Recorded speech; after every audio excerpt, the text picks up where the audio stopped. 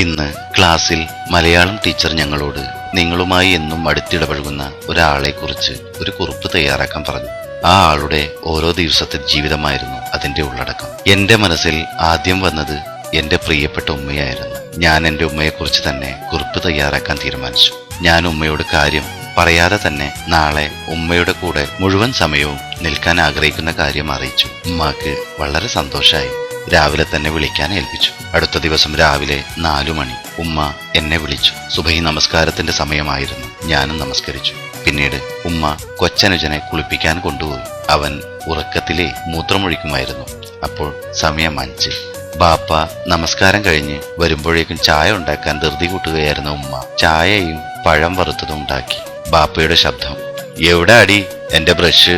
ഉമ്മ ഉടനെ ബ്രഷ് എടുക്കാൻ ഓടി. അപ്പോഴേക്കും കൊച്ചനുജത്തി കരയാൻ തുടങ്ങി. അനുജത്തിക്ക് മുലയൂട്ടാൻ ഉമ്മ റൂമിലേക്ക് പോയി. ബാപ്പയുടെ ശബ്ദം കനത്തു, വിശന്നിട്ട് വയറ് കാളുന്നു, എവിടെ അടി ചായ? ഞാൻ എടുത്തു കൊടുക്കണമെന്ന് കരുതി, എല്ലാം മനസ്സിലാക്കണമെന്ന് കരുതി ഞാൻ എല്ലാം നോക്കി നിന്നു. ബാപ്പാക്ക് ചായ കൊടുത്തിട്ട് ഉമ്മ ചൂലുമായി മുറ്റമടിക്കാൻ ഇറങ്ങി. മുറ്റമടിച്ച് പകുതിയായില്ല. അപ്പോഴേക്കും ബാപ്പയുടെ വിളി, എടി റൂമിൽ നാറിയിട്ട് നിൽക്കാൻ വയ്യ, കുഞ്ഞിനെടുത്ത് കുളിപ്പിച്ച് കിടത്തടി. ചൂൽ നിലത്തിട്ട് ഉമ്മ റൂമിലേക്ക് നടന്നു. അനുജത്തിയെ കുളിപ്പിച്ച് പമ്പേഴ്സ് മാറ്റിക്കൊടുത്ത് വീണ്ടും ചൂലുമായി മുറ്റമടി തുടങ്ങി. അത് കഴിയുമ്പോഴേക്കും പ്രാതൽ പാകം ചെയ്യാനുള്ള തിരക്കിലായി. ബാപ്പാക്ക് ചപ്പാത്തി, എനിക്ക് ദോശ, അങ്ങനെയായിരുന്നു പതിവ്. എനിക്ക് വയറ് കാളിത്തുടങ്ങി. അപ്പോഴാണ് ഞാൻ ഉമ്മയെക്കുറിച്ച് ഓർത്തത്. ഉമ്മയ്ക്കും വിശക്കുന്നുണ്ടാവുമല്ലേ? ഞാൻ അല്പം വെള്ളം കുടിച്ച് വയറിന്റെ കാളൽ മാറ്റി. അല്പം കഴിഞ്ഞപ്പോൾ ഉമ്മയും വെള്ളം കുടിക്കുന്നത് ഞാൻ കണ്ടു. മോന് വിശക്കുന്നുണ്ടാവുമല്ലേ? അറിയാതെ എന്റെ കണ്ണ് നിറഞ്ഞുപോയി. ഉമ്മ കാണാതെ ഞാൻ കണ്ണു തുടച്ചു. അപ്പോഴാണ് ഉമ്മ വിശപ്പോടെയാണ് ഈ ജോലിയെല്ലാം ചെയ്തു തീർക്കുന്നതെന്ന് മനസ്സിലായി. ഇന്നു മുതൽ എനിക്കും ചപ്പാത്തി തന്നെ മതി ഉമ്മ. വീണ്ടും ബാപ്പയുടെ ശബ്ദം, എടി എന്തെടുക്കുക ഇത്രയും നേരം? എനിക്ക് ടൗണിൽ പോകാനുള്ളതാ. അപ്പോഴേക്കും ബാപ്പയുടെ ഉമ്മ എഴുന്നേറ്റ് വന്നു.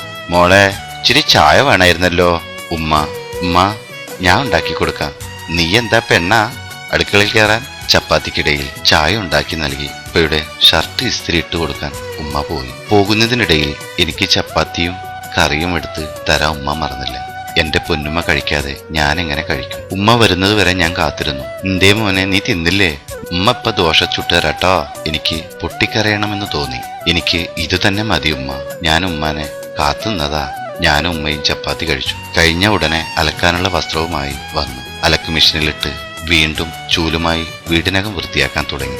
അത് കഴിയുമ്പോഴേക്കും ഉച്ചയൂണിന് മത്സ്യവുമായി പാപ്പ എത്തി. മീനെടുത്ത് മുറിക്കാനൊരുങ്ങുമ്പോൾ ഉമ്മാമാന്റെ ശബ്ദം, മോളെ ഇജ്ജ് കുറച്ച് വെള്ളം ചൂടാക്ക്, എനിക്കൊന്ന് കുളിക്കണം. എല്ലാം കഴിഞ്ഞ് ഭക്ഷണം ഉണ്ടാക്കി കഴിച്ചു. പാത്രങ്ങൾ കഴുകി ഉമ്മ നമസ്കരിക്കാൻ പോയി. ഞാനും നമസ്കാരം കഴിഞ്ഞ് വന്നപ്പോൾ സമയം വൈകുന്നേരം 4:30. ഉമ്മ ക്ഷീണം കാരണം കിടക്കുകയായിരുന്നു. എനിക്ക് നല്ല ക്ഷീണം അനുഭവപ്പെട്ടു. അല്പം കഴിഞ്ഞപ്പോൾ കോളിംഗ് ബെല്ല് ശബ്ദം. ഉമ്മയെ ശല്യം ചെയ്യേണ്ടെന്ന് കരുതി ഞാൻ വാതിൽ തുറക്കാൻ പോയി. അപ്പോഴേക്കും ഉമ്മ വാതിൽക്കൽ എത്തി. വന്നത് വിരുന്നുകാരായിരുന്നു, ബാപ്പയുടെ ബന്ധുക്കൾ. ഉമ്മ പുഞ്ചിരിയോടെ അവരെ വരവേറ്റു. ശല്യങ്ങൾ വരാൻ കണ്ട സമയം എന്ന് എന്റെ മനസ്സ് മന്ത്രിച്ചു. അവർ പോയി കഴിഞ്ഞപ്പോൾ രാത്രി ഭക്ഷണത്തിനുള്ള ഒരുക്കങ്ങൾ ആരംഭിച്ചു. എല്ലാം കഴിഞ്ഞ് കിടന്നുറങ്ങുമ്പോൾ സമയം രാത്രി 11. ഞാൻ ചിന്തിക്കുകയായിരുന്നു, ഒരു പ്രതിഫലവും കൂടാതെ ജീവിതകാലം മുഴുവൻ ഇങ്ങനെ ജോലി ചെയ്യുന്ന മറ്റാരുണ്ട് ഈ ലോകത്ത്? ഉമ്മ, എന്റെ പൊന്നുമ്മ.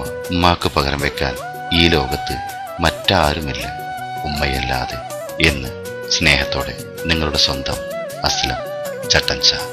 ഉസ്മാൻ പാറപ്പുറം എഴുതിയ കഥയുടെ ശബ്ദ ആവിഷ്കരണമാണ് നിങ്ങൾ കേട്ടത്. അവതരണം അസ്ലം ചട്ടൻച.